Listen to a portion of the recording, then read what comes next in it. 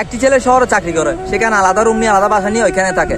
একদিন তার বাবা তাকে দেখার জন্য শহরে যায়। শহরে গিয়ে দেখে একই বাসাতে একই রুমে একটি মেয়ে আছে তার সাথে। তখন তিনজনে মিলে রাতে ডিনার করতে বসলো। বসার পর মেয়েটি যখন ভাত খেয়ে চলে গেল, তখন বাবা ছেলেকে জিজ্ঞেস করলো, কিরে বাবা, তোর সাথে মেয়েটা কে? তখন বললো, এটা আমার জাস্ট একটা ফ্রেন্ড। তো বলতেছে একই রুমে থাকে তাই বলে? বলতেছে, বাবা আপনি যেটা ভাবছেন তেমন কিছু না, আমাদের মধ্যে জাস্ট একটা ক্লোজ ফ্রেন্ড, তার বেট আলাদা আমার বেট আলাদা, আমরা শুধুমাত্র টাকা বাঁচানোর জন্য মিলেমিশে থাকি।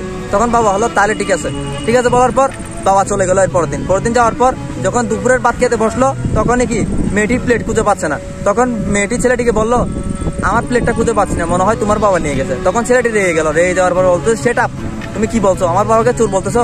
মেয়েটি বললো, না আমি তেমন কিছু বলছি না, হয়তো ভুলে নিয়ে গেছে, একটু জিজ্ঞেস করলে সমস্যা তো নেই। তখন ছেলেটি মেয়েটিকে বললো, ওকে আমি এখন বাবাকে একটা মেল পাঠাচ্ছি। মেলে লেখা ছিল, বাবা আমি বলছি না আপনি প্লেটটা চুরি করেছেন, আবার এটাও বলছি না আপনি প্লেটটা নিয়ে যাননি। যদি প্লেটটা নিয়ে থাকেন ভুলবশত, তাহলে অবশ্যই পাঠিয়ে দিবেন, কারণ প্লেটটা ছিল ওর খুবই শখের একটি প্লেট, ইতি আপনার ছেলে।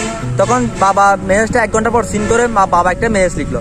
মেসেজে লেখা ছিল, বাবা আমি বলছি না যে তুই মেয়েটার সাথে একই বিছানা ঘুমাস, আবার এটাও বলছি না যে মেয়েটার সাথে তুই একই বিছানা ঘুমাস না।